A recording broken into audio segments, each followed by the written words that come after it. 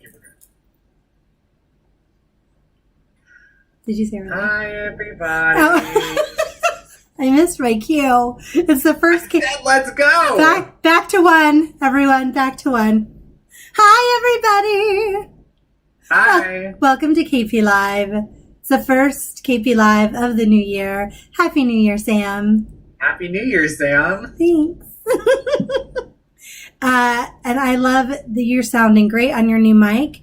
I did. I bought a mic for Christmas, and I think I sound so much better now. You sound great. If the audience would like to chime in and let us know how Sam is sounding, and also Sam's mom, if you will let me know how my mic is sounding, because I may need to get a new one too.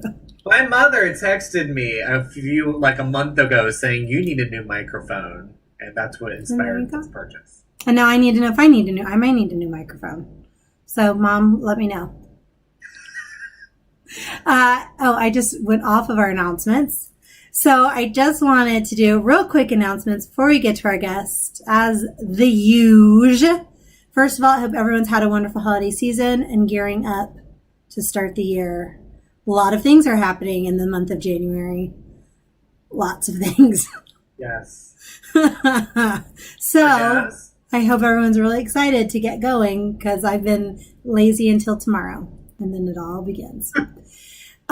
So Suzanne Matai has her improv classes, and you have until January 12th to register. And guess what? It's for everyone. Even me? Even you, Sam. It's not just for the kiddos anymore. Anybody can join. Yay.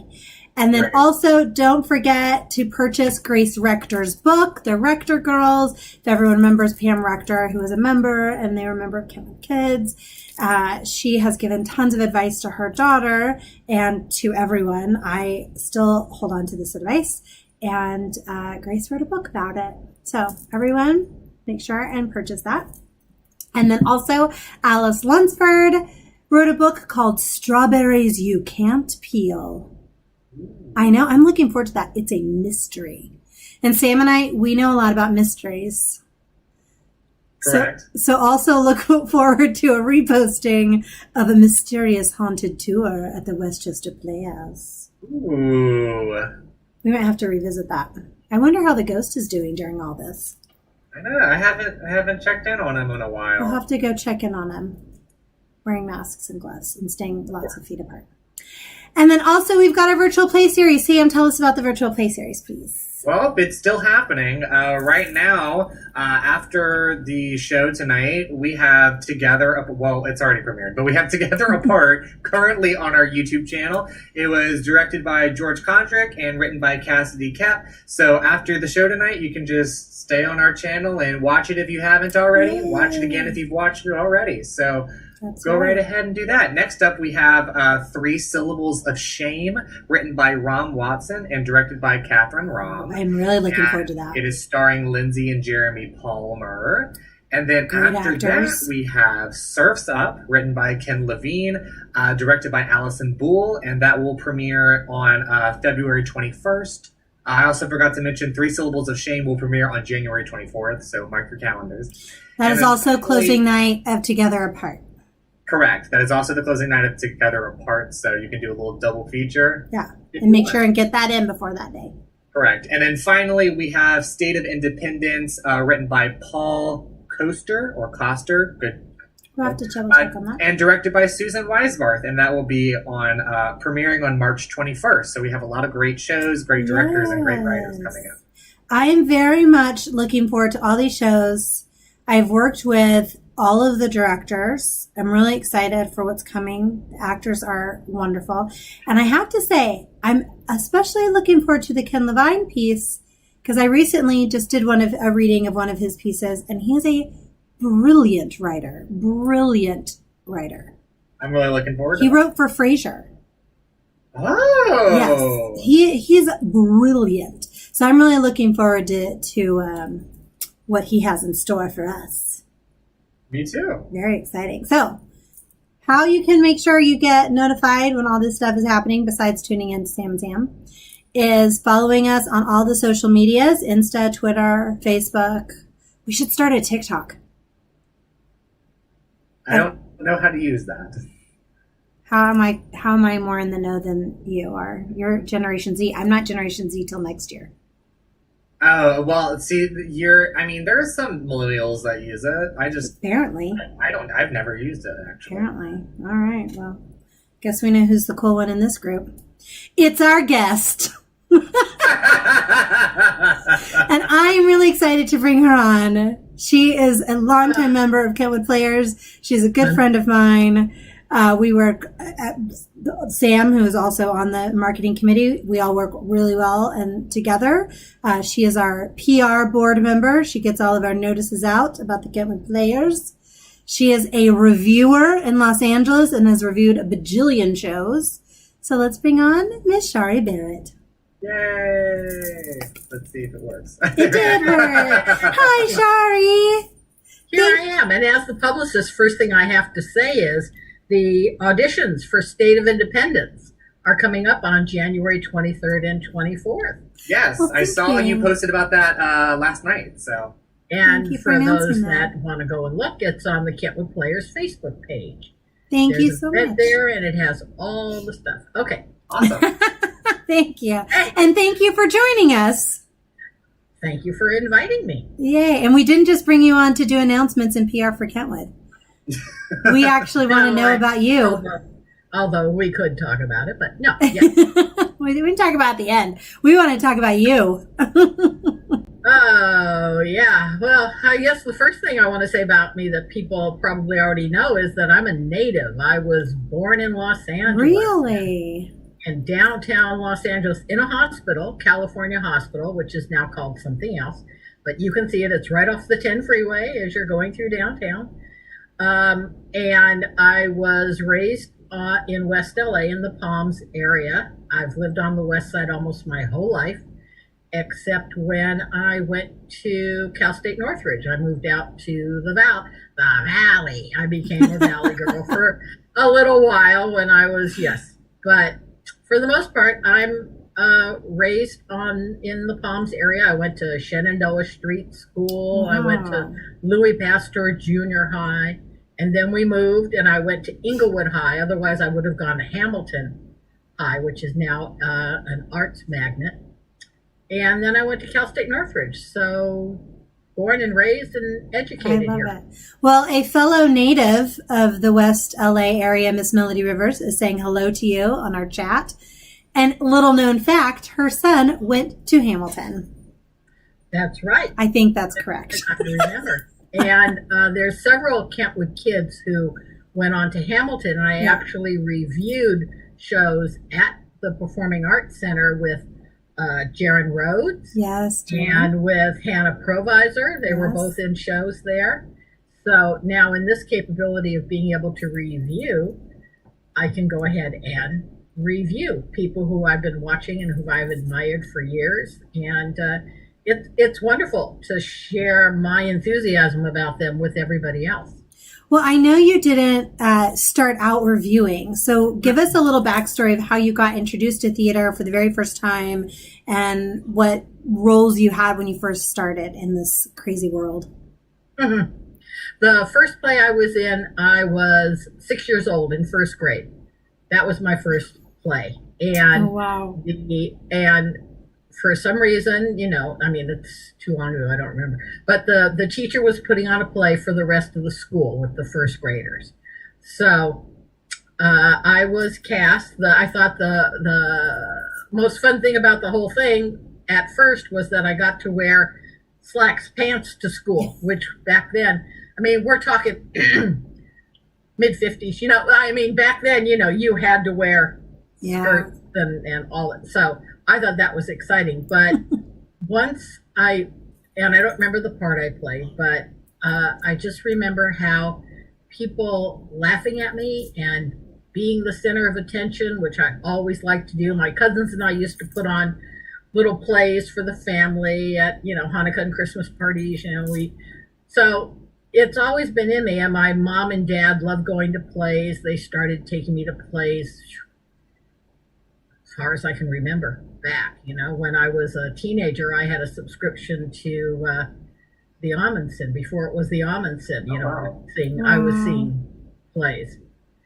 But Then in the West LA Palms area, there was a playground called Robertson Playground. It's renamed now, but they had a full auditorium, which I don't know if it's still, but they had a full auditorium, and they would do shows in the summer and take it on tours to other places around the city. So that was when I must have been, I remember I played a flower, and I got to be dressed in like, I got to be a flower. And my cousin Rhonda, who's about 3 years younger than me, she was a yellow flower. You know, we were just in the background, but it was so fun, you know, being backstage and having somebody put on a little makeup. And I was hooked. I was just hooked.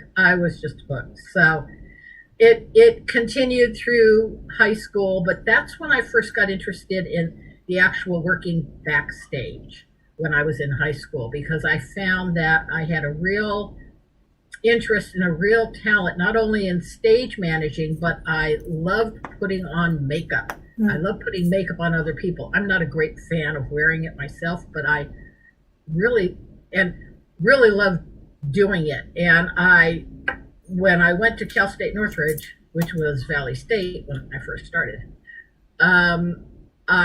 my minor was in theater arts. My major was in English. I knew I was going to teach secondary school, junior high and high school.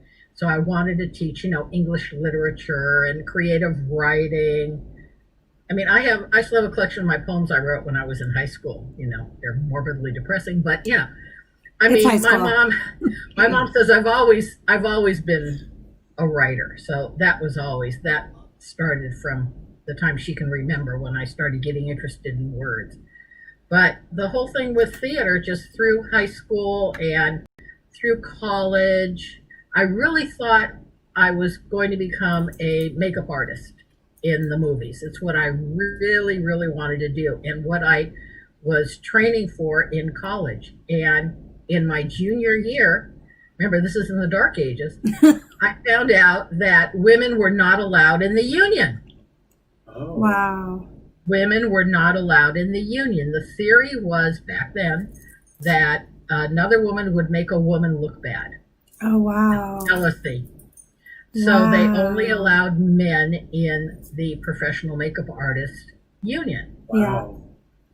So, and my first focus had always been to be a teacher. I just thought, you know, I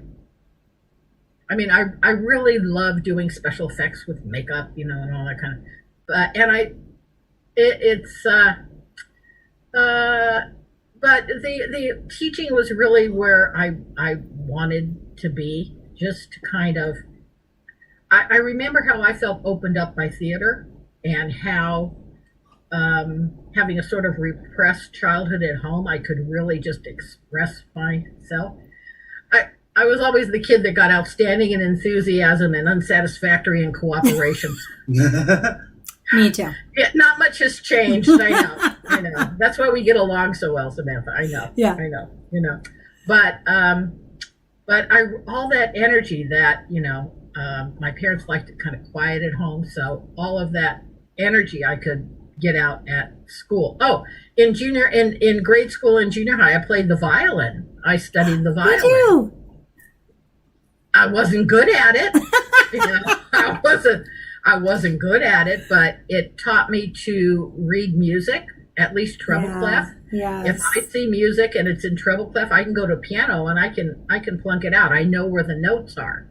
Right. So in that respect, you know, and I was in chorus, and as you know, I love being in the ensemble in musicals now. When I decide to be in a show, like in Little Shop at Kentwood, I love being part of the ensemble. I don't like singing by myself, but because I sing bass, they always say, you know, okay, now all the men, all the bass, and Shari, you know.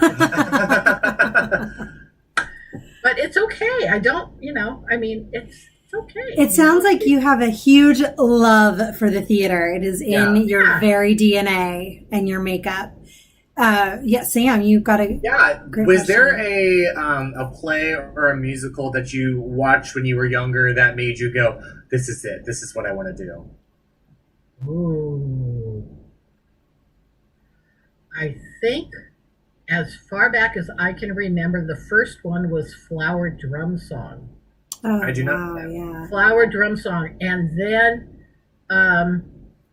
South Pacific. Oh my God. Oh yeah. South Pacific. The movie.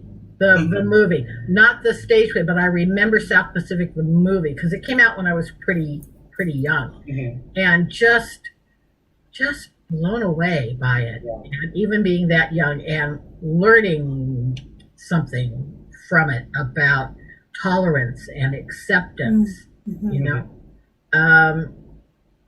There was another movie too that really affected me, was War of the Worlds, the original one with Gene Barry, that one, the original one. And I used to go, I was raised here in LA with, 8, my sister and I and 7 of our cousins, all like we were siblings, always together. So we, God, I walked out of that movie theater thinking LA had been destroyed. It was, the end of that movie, the Yeah. man and the destroyer. I really thought I was going to walk out, and I think at that moment I said, wow, I really thought that. The whole imagination, Yeah. which is what theater is to me, just Absolutely. igniting the imagination. Exactly. It's sparking all that creativity and imagination. We have several comments from our viewers. Melody says it's amazing about why the females were excluded by the makeup and trust union. And that is so true. It's so interesting too, because we're not like that at all. I'm also a makeup artist and I love to make people beautiful, unless they're required to not. And then also, Melody also agrees with you. Flower Drum Song. I listened to that record over and over and over, day after day. It seems like it's very inspiring. For a lot of people. So it's interesting because your creativity, your imagination is sparked by movies, by theater, by participating, by watching. At what point in time, because I know you went into publicity first, before reviewing. So at what point in time did you say my skills will be used, as a publicist? And I know obviously you're a writer. So is that where you just found your niche, or how did you get into that? When I gave up teaching, actually teaching gave up on, anyway, we don't have to go into the whole thing with teaching. I taught here in LA and up in Santa Cruz. I taught in 2 places. And when I decided that I'd had enough of teaching, the next career that I went into was working in the studios, working in film distribution. And I wound up working at MGM and Paramount in the international film distribution. Wow. So I wound up, because my bosses figured out I could write well, I wound up writing the press releases about these movies to sell them to places like Taiwan and Hong Kong and all through South America, and talking to people from all over the world about movies, and it expanded what I realized I needed to write to interest all the different people in all the different countries. There were different interests to focus on how I was talking about selling these the product. So, and all the time while I was working in the studios, I was volunteering at theaters here in LA. I worked at the Odyssey Theater. I worked for 2 summers with Shakespeare on the Green in Griffith Park. Oh, wow. They're great. Which is what led me to Kentwood.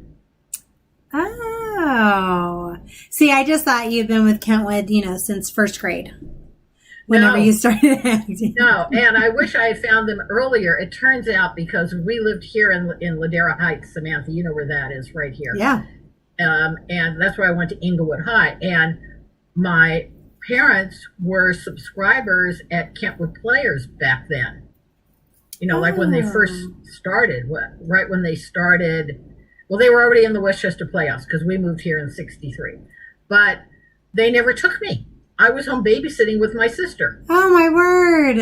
They never took me. The first time I invited my mom to go to a play there, she goes, I know these people. I go, how do you know these people? She goes, I used to come here when you were a little kid. Oh, how funny. Oh, my goodness. So they would go see a Joe and leave you to babysit your sister while they were at Kentwood. Got it. Okay. You were meant to be a part of Kentwood. It's just the right timing. I could have been there when I was really young. Yeah, but, a Kentwood kid.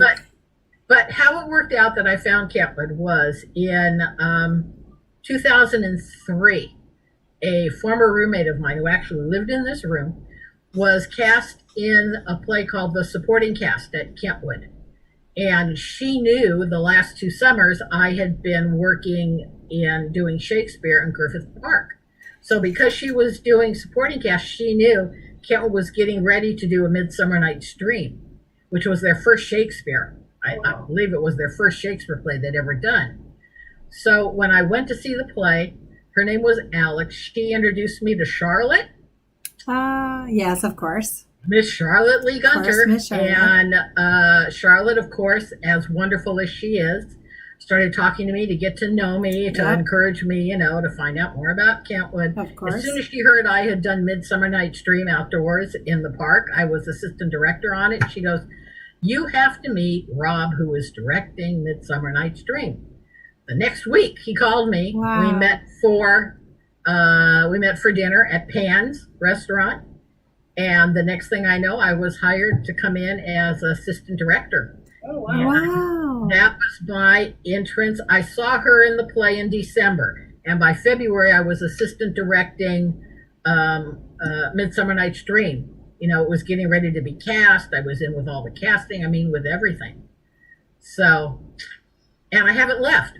That was in 2004. May, June 2004 is when it went up. Oh my goodness, that's amazing. So you're coming up on 17 years. That's great.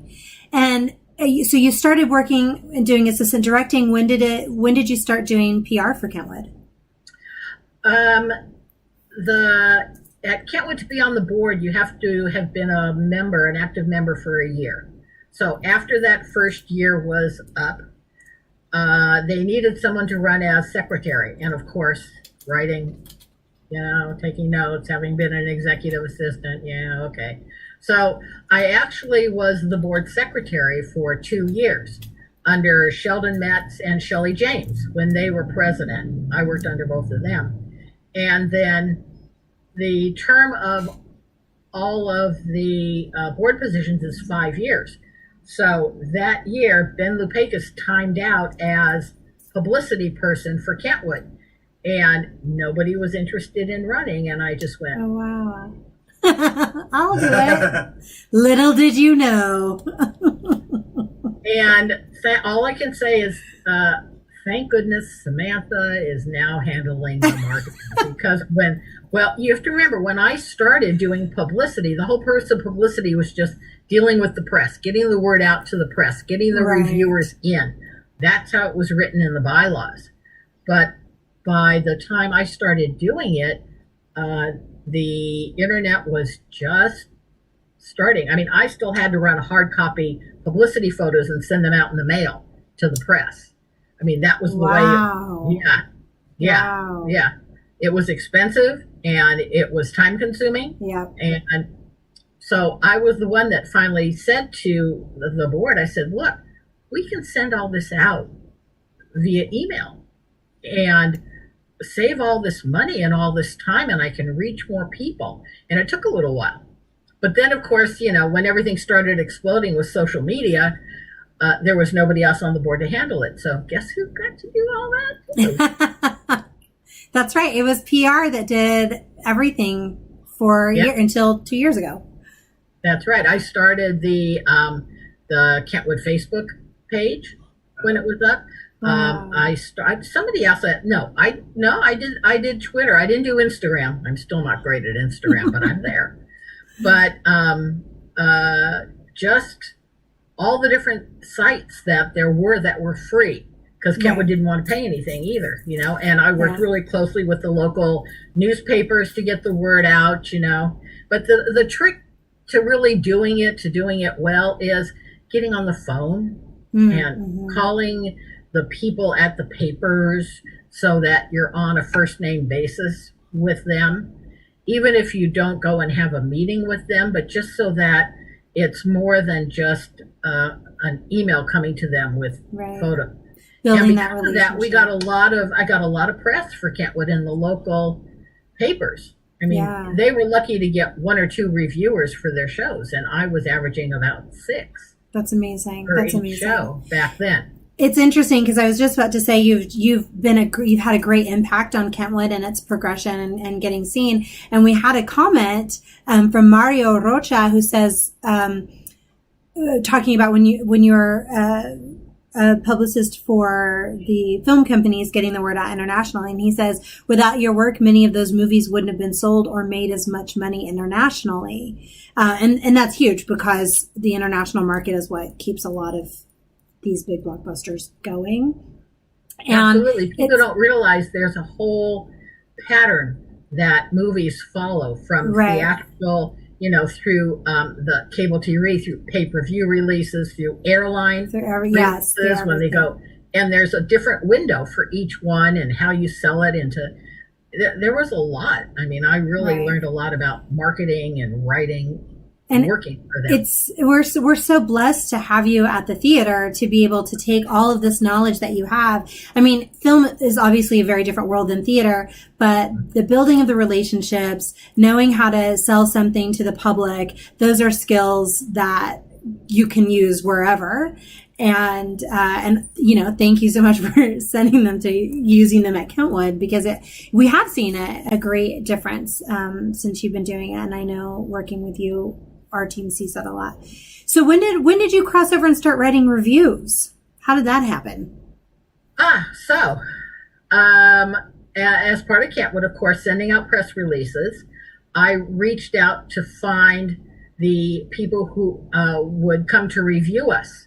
So one of the people that I reached out to was Don Grigware, who was in charge of Broadway World. I mean, there were a lot of them, but he was one of them.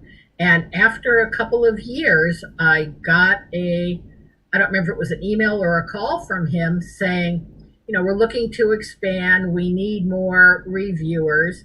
We're looking for people who are interested in covering the smaller theaters. We already are doing all the big theaters, but, you seem to be interested in, the smaller theaters, and you write well. Would you be interested in maybe writing reviews for us?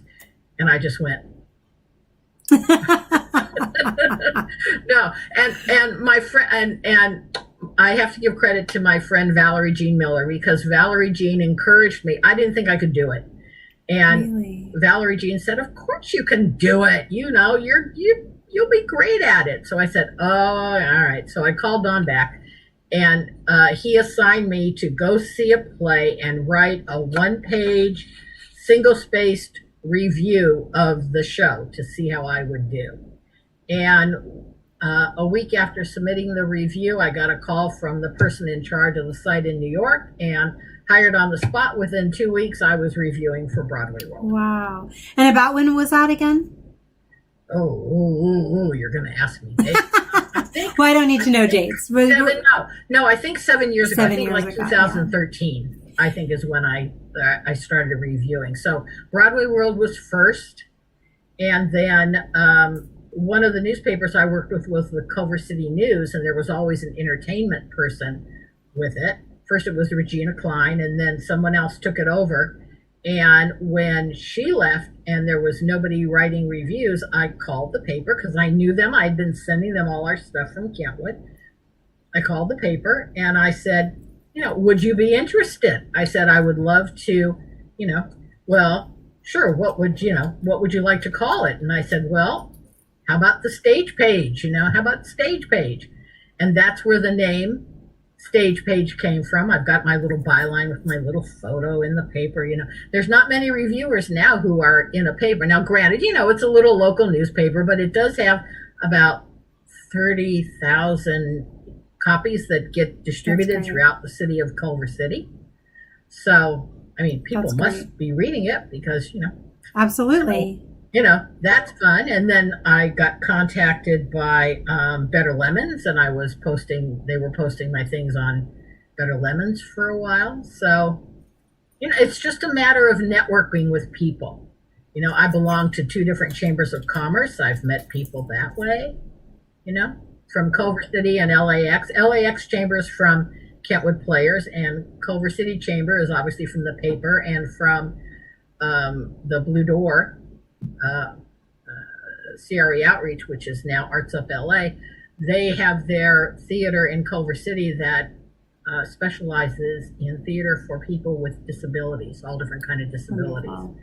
And I really believe in their work and what they do. I consult with them as their publicist when they need me.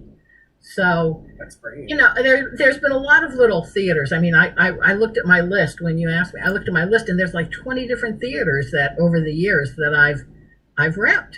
You know, from Bucket List Theater. I mean, there's a whole lot of them, and I've learned something from each one of the groups because each one has a little bit different vision as to why they're doing what they're doing. You know, but I love site-specific theater. I love repping site-specific theater. I love going to see site-specific. I miss that the most, not being able to do that now. You know, I mean, sure, going into a theater and all, but site-specific work is really, I love it. I just love it. I love seeing the creativity and what people can do. You know, I went to see a production of One Flew Over the Cuckoo's Nest that was done in a warehouse out in East LA somewhere. And when you walked into the warehouse, you walked in to the mental ward. You had to put on the white. That's a little creepy. Samantha, it was so much fun. It was so I would have loved that. I would have loved that. You know, you went in a little bit before the play started, and you got to sit at the tables and play cards with all the actors who were you got to interact with them. You know, I mean, it was very interesting playing Go Fish. That was very interesting playing Go Fish with the people who were a little not quite. I hope you won. But you got to know, and Nurse Ratchet was up in her little room watching over all of us, and she'd come out every once in a while, and it was great. You really felt part of it. I did another one of those where the audience had to come dressed up as their own character from the 60s. Ooh. And you walked into the warehouse, and it was made up like a cabaret in Berlin during the Cold War, and you were divided up into different groups to follow different ones of the actors to try and figure out who had committed the murder. Ooh. That was really fun. I went dressed up as a stewardess, a 60s stewardess. Oh, that's fun. I would have loved to have done that. Oh, that's amazing. And that was how, I was in Berlin because I was on you had to have your whole backstory to share with everybody. But I had my little suit, and I had my little TWA bag, and, my little Pan Am bag. I've got all those things. My little hat. So it was great fun. Cynthia Rothschild went with me, and she went as a British dowager, the big hat and everything. And one of the characters that she got to interact with was Oscar Wilde. He was actually sitting at one of them. So, Oscar Wilde or Noel Coward? Noel Coward, sorry. Noel Coward. It was Noel Coward. And so he wasn't the murderer.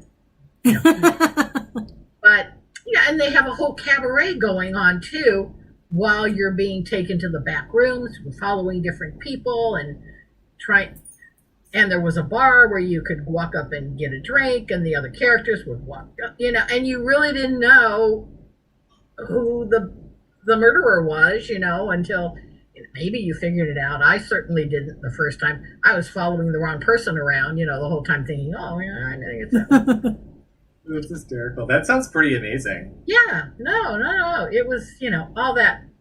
I love all that kind of stuff. That's why now with virtual theater, the kind of plays that I'm really loving watching are the ones that really transport the characters into other scenes. Mm-hmm. There was one about Edmund Till that was done where they actually put all 5 characters into a car, even though they were all in their homes.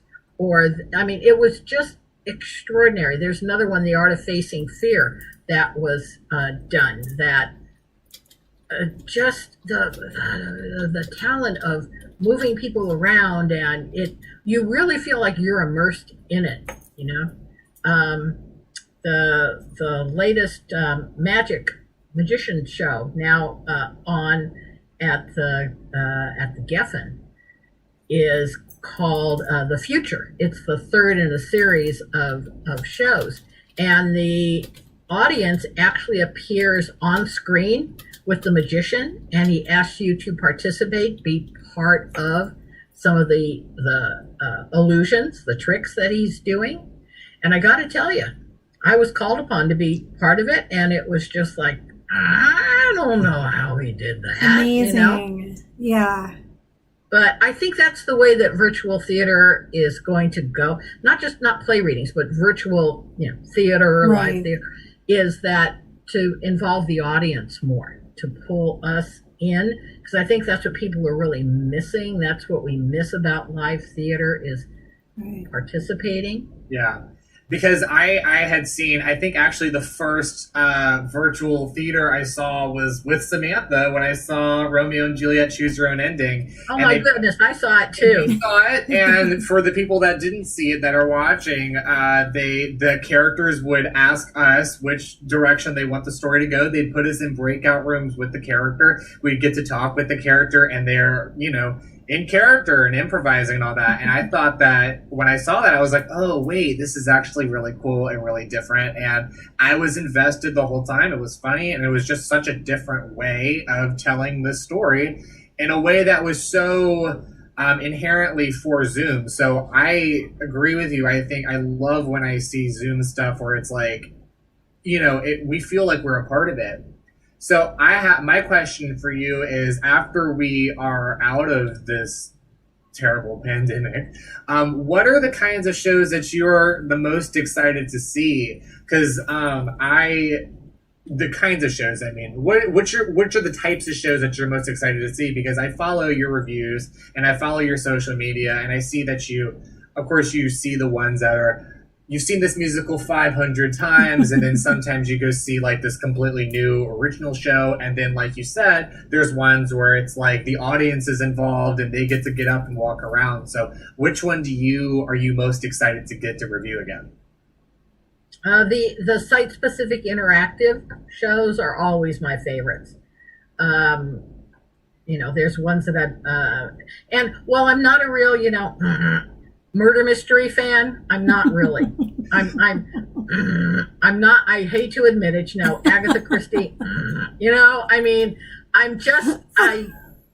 I will go see them and I will review them fairly, but they're not my favorites. Right. But to go to a site-specific murder mystery where I have to try and solve it and I'm part of it and I'm playing a character in it, I love that.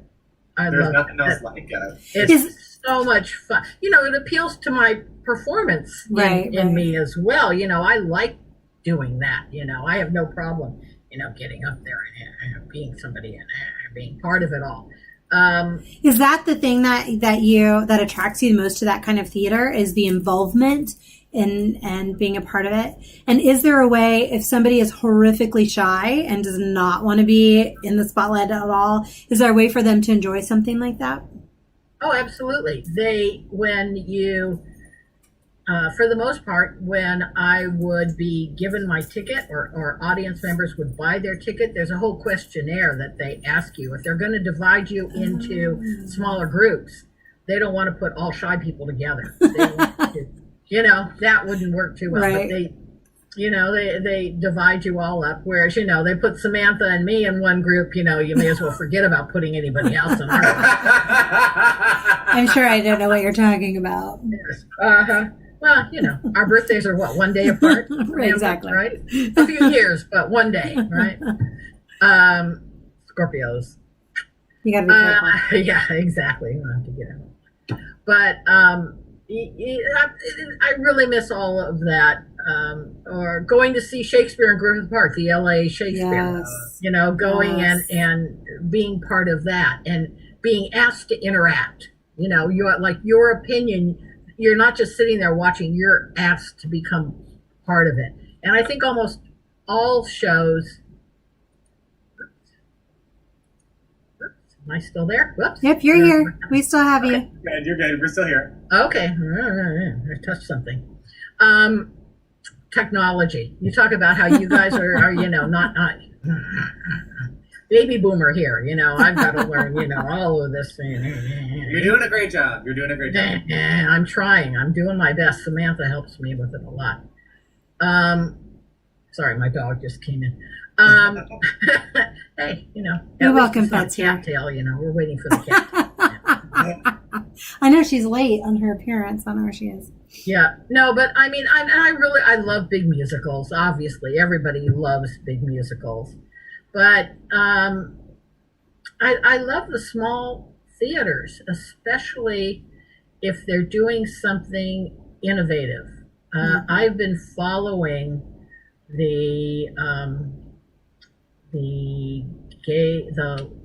I always get the letters confused. LGBTQ community. Yeah.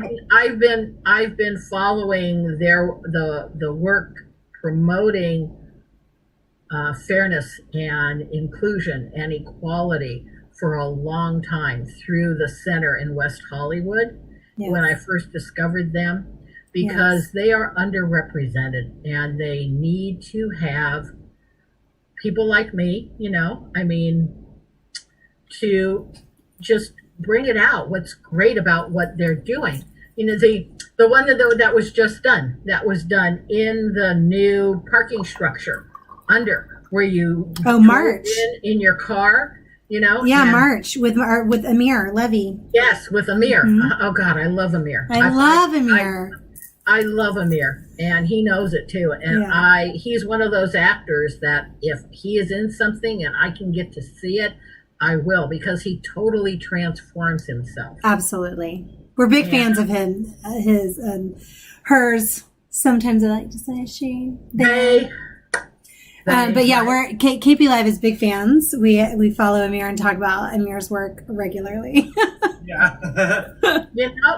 It's just I repped a production of Take Me Out, and one of the actor who played the main role in there, Barry Briscoe, is now one of my best friends. I've made so many friends from the shows that I've seen or shows that I've repped that have just become such good friends now that I invite to go see shows with me, and I appreciate their feedback, like Greg Abbott, Harold Dersheimer, all these people from camp go with me to see shows. And I find it so fascinating after the fact, having someone to talk to about it. Right. And Greg Abbott can tell you there's several things, in my reviews, that's something he said to me, but I usually give him credit for it. It's just, the whole mind expansion of reality, seeing a show and learning about other people from their point of view is what I find so exciting. That whole imagination, that's why I was one of the people that started the Kentwood Kids program, with Sheldon and Shelley. We're going to get all the SHs, Sheridan, Charlotte, Shari. It was funny. All of us were SH named, but and I'm hoping that we're going to be able to, bring that back again. That's something I'm really looking forward to, is bringing the kids back into experiencing what the joys of theater through Kentwood, because it is an educational facility. It's learning. It appeals to my teaching of theater, to be able to share all of that, because I learned from them too. I don't have all the answers. I learned from other people. Always have, always will. Absolutely. It helps to have an open mind. Yeah, absolutely. And I think, you're touching on the power of theater. Exactly. We talk about this all the time, which is coming out from watching a show, talking about it. That's when you've really seen something. I don't want to say good or bad. It doesn't matter, because we talk about all of our experiences. And so it doesn't matter whether we particularly identified with the piece or liked it. We're talking about it. And that, I think, is what's important. We're expanding, exactly like what you just said, expanding our knowledge and our creativity and growing through the power of theater. So what are some things? That's why I attend all talkbacks. If there's a talkback, Oh, yes. I will stay for it. I I love Yes. love talk Me back. too. I love talkbacks. Me too. I do you too. know, it's just yeah. Absolutely. So what are the things that you look for when you're reviewing? I mean, because at some point you have to take a little bit of your subjective taste out of it, right? You're not a huge fan of the mysteries, but you go in objectively. So what are the things that you look for? What are the non-subjective standards you look for? I like seeing world premieres, so I like seeing something new. I really enjoy, like I said, there are actors that I follow who Ann Noble is an actress who I just adore, and if she is in something or involved in something, I will go. There's a lot of people I could go, the list would just go on and on and on.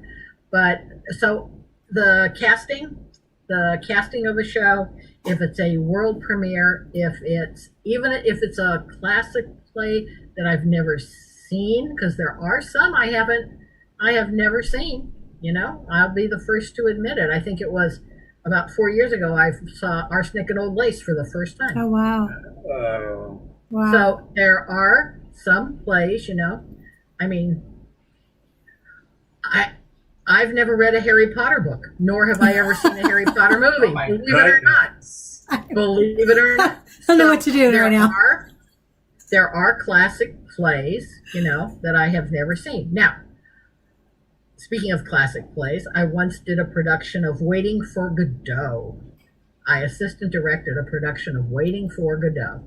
And anybody who has tried to sit through Waiting for Godot knows, Samantha's laughing, it's a lot of sitting and waiting for nothing to happen, right? It's a lot of sitting. Well, imagine, being in a production of it and being backstage through the whole thing for a long time. But that production, I did it with Boulder Creek Theater, which was up in Santa Cruz, and we took it into Soledad Prison. Soledad Prison. The other woman and I who were working on the show with the rest of the men were the only women in the room at the time. Wow. And we had a specific, we had a dress code we had to follow. But anybody who we interacted with, any of the prisoners, of course, they were all on their good behavior. But I got to tell you, they understood about waiting for nothing to happen. Oh, gosh. That was the best audience, the most attentive. My dog is here. The most attentive audience that we had throughout the entire run. I will never forget that. And the talk back with the prisoners afterwards, because none of them had ever seen either the film or the play before. But just the whole thing about having the hope of something that's going to happen, and then nothing happened, and then starting over from hope again. They got it. I've never thought about it in that way. And you've just opened my mind, expanded my mind just talking about that experience. That's amazing. And again, that's another interactive experience that I did. Absolutely. We have one of our viewers speaking about March, the show we were speaking about earlier, which took place in a garage, as you said, a parking garage. Everyone stayed in their cars because it is a pandemic. And you tuned in through your radio and applauded with your headlights and horns at the end. It was great. It was a wonderful experience. And one of our viewers, Mario, said that he got to see it and that they was fabulous. Amir was fabulous and the work was poignant. And I thought the same thing, that the story, that all the actors were great and they did a wonderful job, and the whole ensemble did a great job with the poignant work. That really, I know a lot of people that I spoke to after they saw it, it really did shed light on lives that I think we have not been exposed to, the deeper inner workings. That was really a wonderful piece. And then Daniel, our Del Rey guy, says students can sometimes be the most amazing teachers, and I wanted to throw that in based on your work with the Kentwood kids. I 1000% agree. We talk about that a lot on here too. We learn from them just as much. We are absolutely. When I taught inner city schools, when I taught at Audubon Junior High, Dorsey High School, I think I learned just as much as they did from me. I learned from them, you know.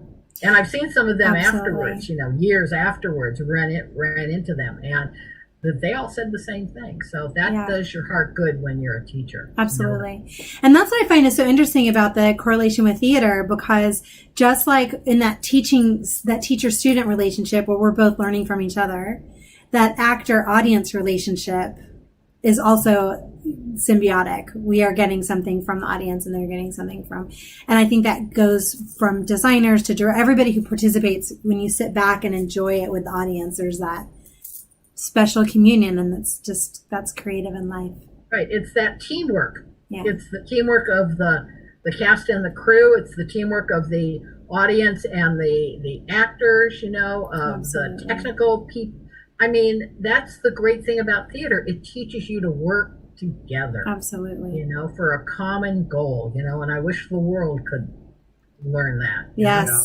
That's why we do what we do, to spread that. That's why we do what we do, folks. So we have to wrap up. So I want to first say thank you so much, Shari, for spending so much time with us and sharing another side of theater that we don't always see, which is the PR and the review part. And what you're looking for. I don't think people realize how important that is, because it really just gets the word out. And a lot of times, that's what makes people decide to see a show or not. So we thank you for everything you've done. Yeah. That's why I do it. My whole thing is, you know, get the word out, get people in here. Right. You know, I don't do it for the money, obviously, but it's just to come on, guys, get in here. Come on, get your mind, come on. I think it's really good too for creatives to understand when a reviewer is coming, it's not to tear apart, but it's really just to exactly what you're saying. It's to share with people who haven't seen what you experienced, and that helps us to be excited about going.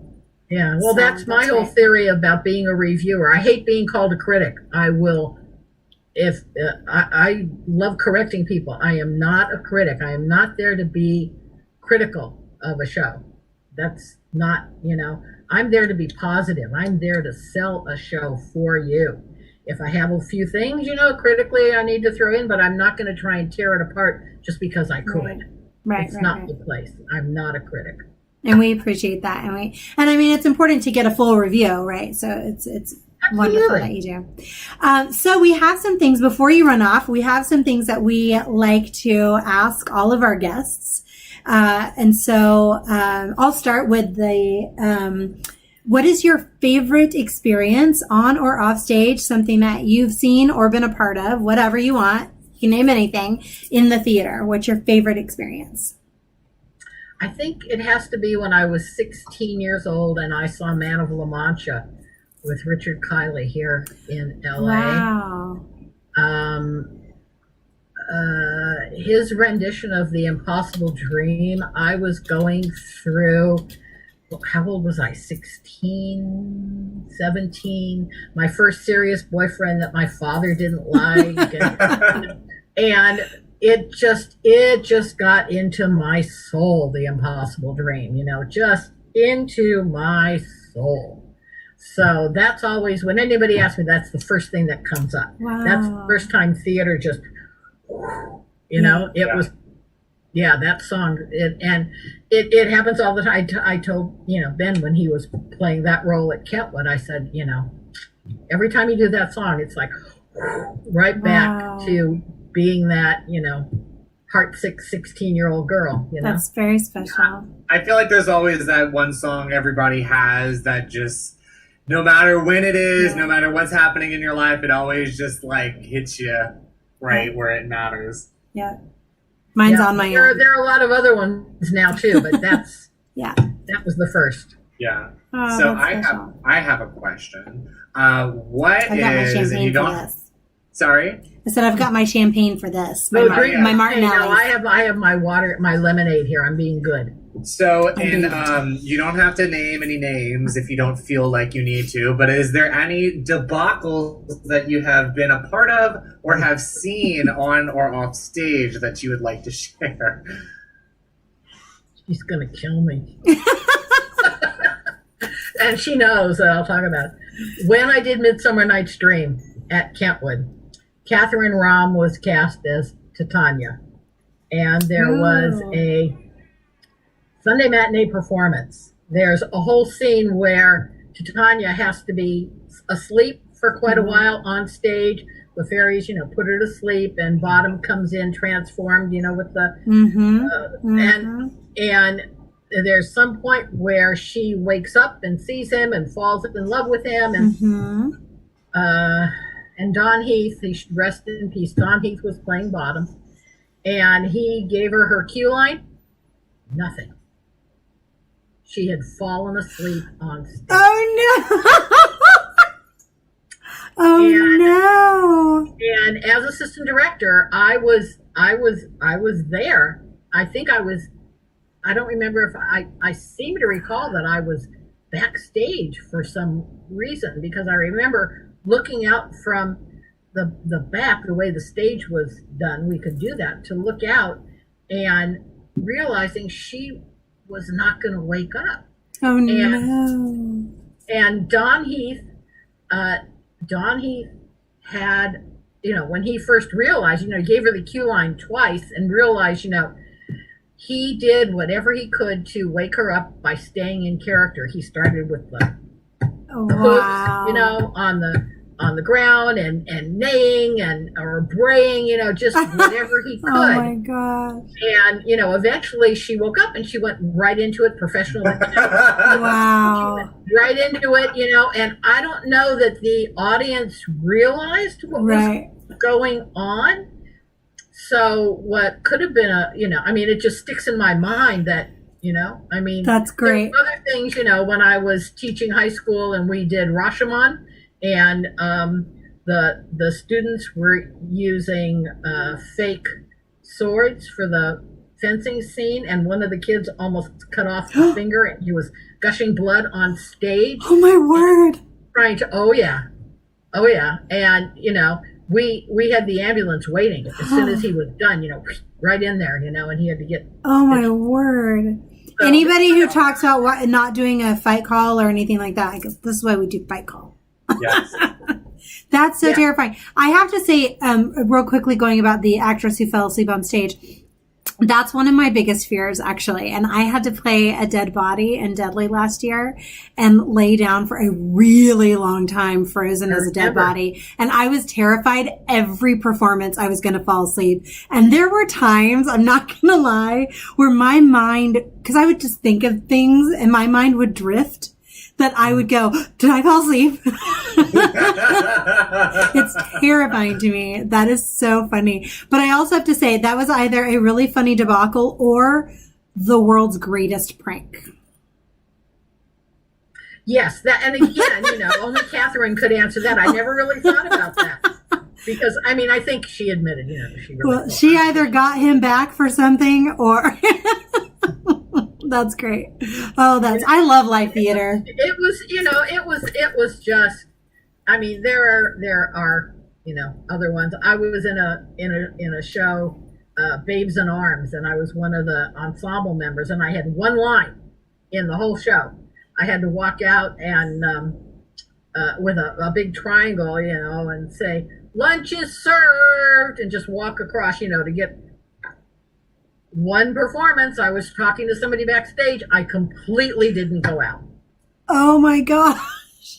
That never happened again. No, but we learn our lessons. And, one of the other actors, since they realized I wasn't there, it wasn't like it was a big line, but it led into, the next scene with everybody going and, getting.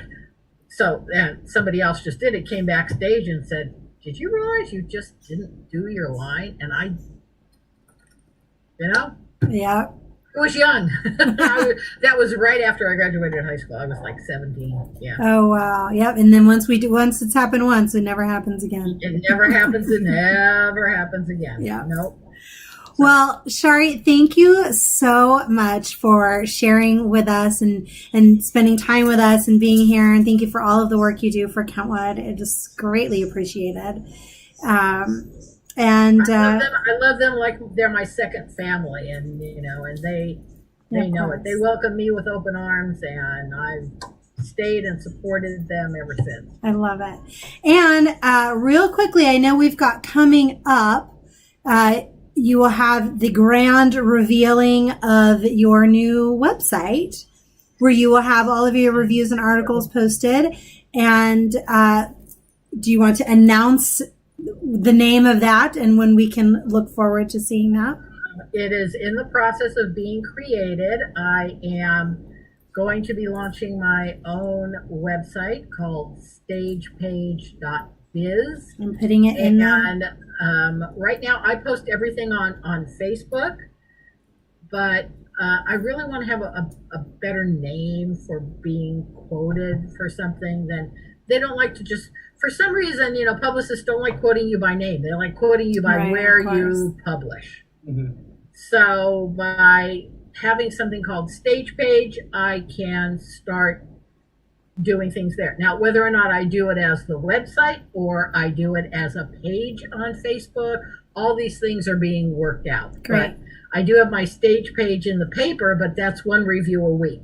Right. Stage Page that I can do on social media can allow for a whole lot more to be done and written the way I want to write them. So yeah, I love it. That's important to me. Well, congratulations on starting that up and getting that going. And when you are ready to have your big reveal, let us know and we will make sure we do a big special segment on it. And thank you so much for being with us and being our first guest of 2021. Happy New Year. Yay. Thank you, Shari. I love it. New year, new Happy hope, New Year. everything, right? Yes. Right? Yay, Yes. yay. Yeah, it's just a couple weeks, right? Remember, it's all going to get better. It right? is. Here we go. And thank you everyone for joining us and being with us every week. We really appreciate all of your support and your interactions. So always make sure you can come and tell us things, comment, ask questions, tell us who you want to see coming up. And I will tell you who's on next week. Next week, we have Tony and Lori are joining us. And they've done tons of designs for Kentwood. And so they are coming to talk to us about their experiences at Kentwood and also a fun radio show that they've written and produced. And you might recognize someone's voice on the radio show. Ooh. More to come next week. I met them on Midsummer Night's Dream. Did you? Lori was Moth, the fairy that didn't have any lines. And Funny. She stage managed. She was one of the first people. She and Tony were some of the first people I met at Kentwood. Lori Marple she does not like to be on the stage. So it's just that she did that is a big deal. And she's a designer. She's behind the stage, behind the camera. And Tony Presley is also behind the stage designer. They don't like to be on the stage. So that is a big deal that she did the onstage. She did. And I cast Tony. Tony played Miracle Max the first time that I did the workshop of Princess Bride. Tony played Miracle Max. Well, he would be great at Miracle that. Max. He would be fantastic. Well, we're going to hear from them next week. So everybody tune in. We're going to ask them all these questions. All right. Thanks, everyone. See you. Happy New Year. Thanks for watching. See you next week.